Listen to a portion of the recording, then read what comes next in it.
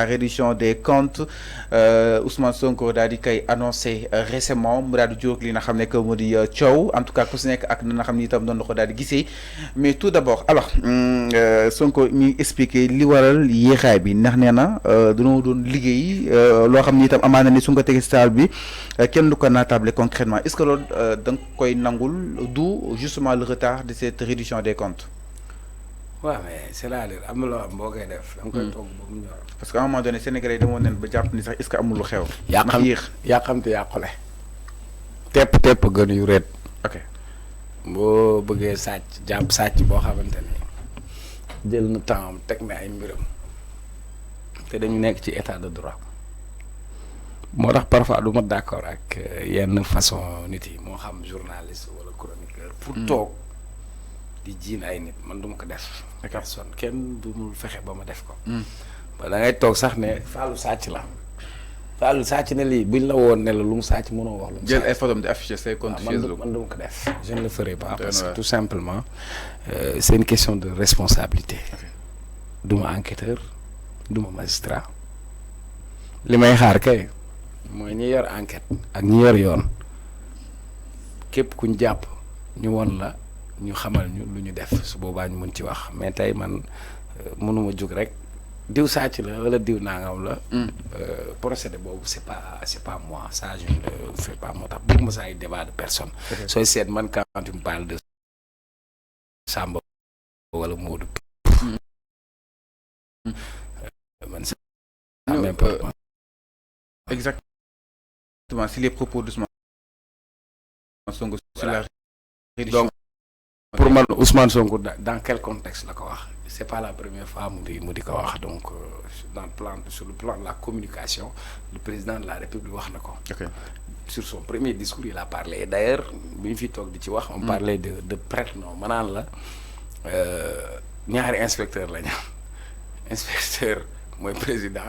keneen fonction c'est un premier ministre c'est un inspecteur.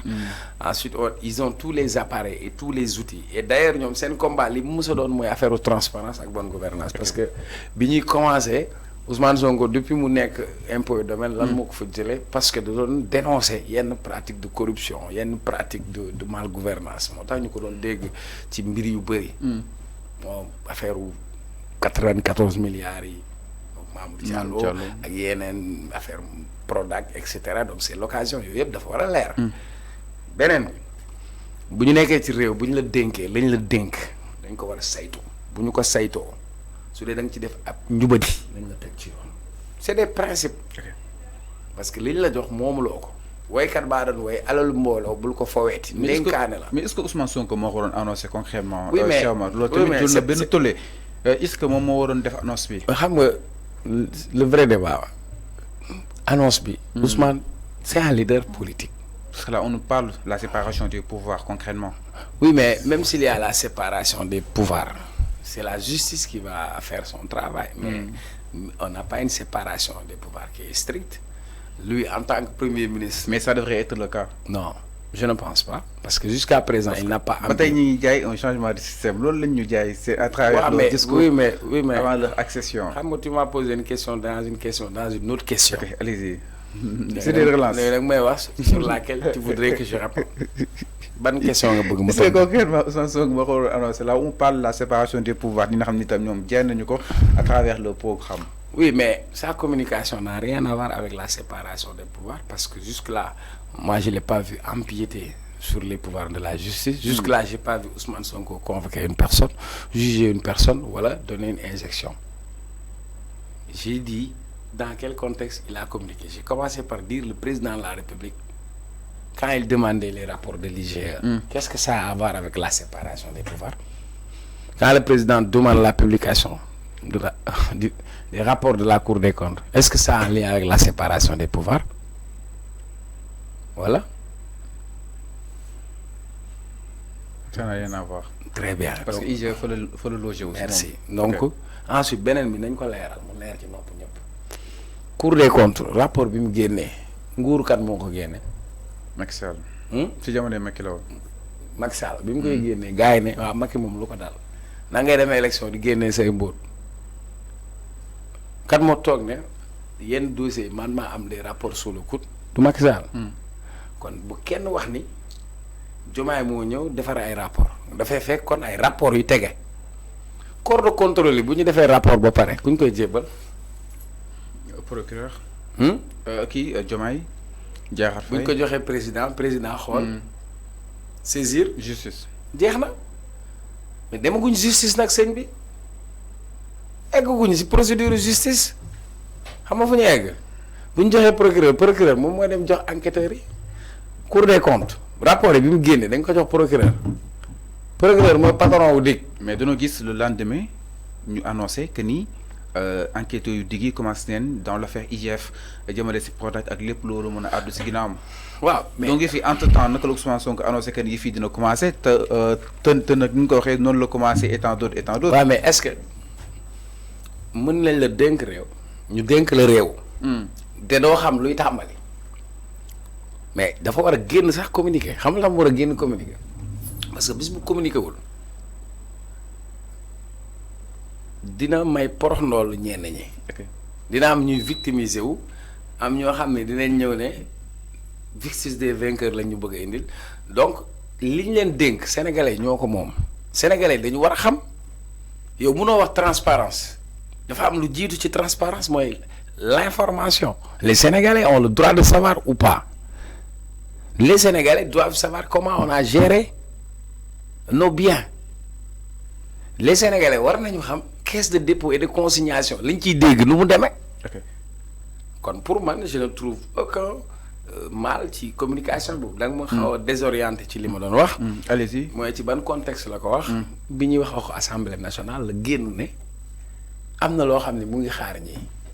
loolu c'est dans un contexte politique. c'est des menaces peut-être. waaw loolu mën nga ko jàngee na. ñoom Mansour Faye jàpp ne c'est des menaces. kan et compagnie ñoom Mansour Faye et compagnie. mais pourquoi léegi dafa cité Mansour Faye. pourquoi Mansour se sent menacé Mansour Faye du moo doon toog di menacer nit ñi boo ma xooxatee ma perte. mais quand on parle les anciens dignitaires de Macky Sall. moom oui mais bu am solo exemple. oh c'est ma ne qui se sent morveux se mouche le problème c'est pas Sonko man c'est pas mon problème mon problème. c'est alalu réew mi dañ ko war a sàmm benn dañu war a rendre compte ñaar kon lépp loo xamante ni jumtukaay la bu état bi war a yore war na ko mën a enquête ba mu leer naññ man sama avis laa wax en tant que Cheikh Mourtala xaaruñu fayantoo xaaruñu jël yat dóor ko ay nit mais li ñuy xaar mooy ku jubadi nañ la jubbanti. man ci loolu laa ci nekk man pour man le plus important mooy Mansour Faye goro Macky Sall la ci nguuru Macky Sall gis nga responsabilité yi mu doon am. mais je rappelle que suñu nommé ay ministre da ngay dem nga xool décret d'attribution loolu mooy tax nga xam lan la yore ay PUDC Puma yooyu yu bëri responsabilité am la woon. Covid bi mu ñëwee rapport Cour des comptes bi génn. munoo wax te doo tudd Mansour Faye munul nekk kon tey moom moo am intérêt setal deram alors gisuma nag du man maay toog di juger kenn dama ne Fall dama bëgg nga déglu ma bu baax. gisoo mu jël. non dama bëgg nga déglu ma bu baax. waxtaan pour ñu déggante.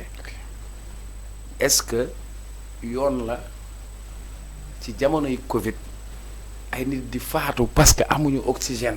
te dañ koo war a jënd au même moment ab ministre di yónni chauffeur am chaque jour muy dem di jëli 100 millions pendant 24 jours du ñu dem xooli marché lu tax jaaykatu kebab bi ñu jox ko marché ceeb ba waa ji tudd ceeb mu ne ko boo ma ko waxatee mu porter le plainte du ñu leeral loolu yow. duñu leeral aéroport Dakar bi ñu ko daggee ni ñu ko joxee duñ ko leeral wala TER bii nga xamante ni li ñu waxoon sénégalais ci budget romb na ko quasiment daf ko doublé duñ ko leeral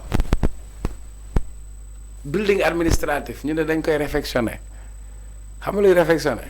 defaraat. waxuñu toj tabax de. mu egg presque 40 milliards duñ ko leeral. finitionné waat. waaye est-ce que duñ ko yooyu duñ ko leeral.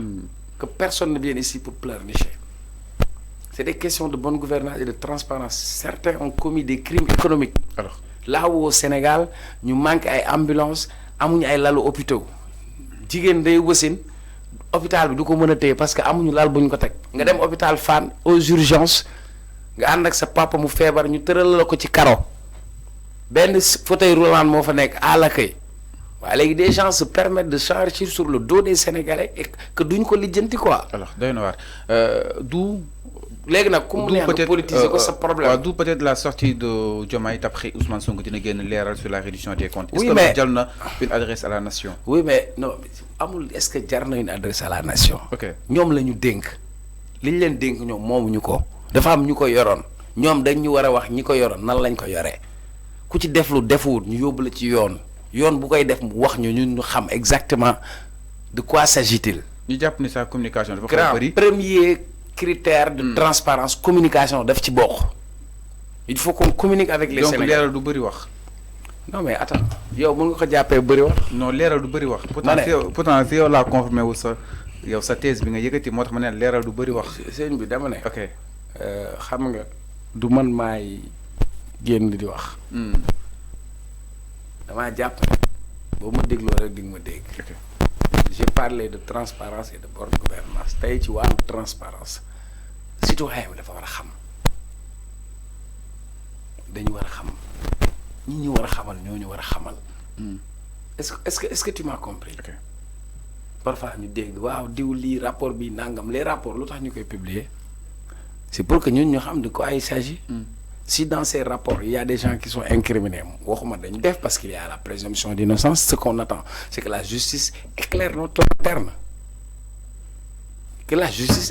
lanterne mais li may bañ mooy ñu am une démarche boo xam ne bu ñu ci defee démarche politico-politicienne rek on va fausser le débat. alors c'est clair exactement par rapport ak la réduction des comptes alors on se quitte avec coowal ki nga xam ne que moo di Cheikh Oumar Diagne sànq gis naa Touba di def benn conférence de presse.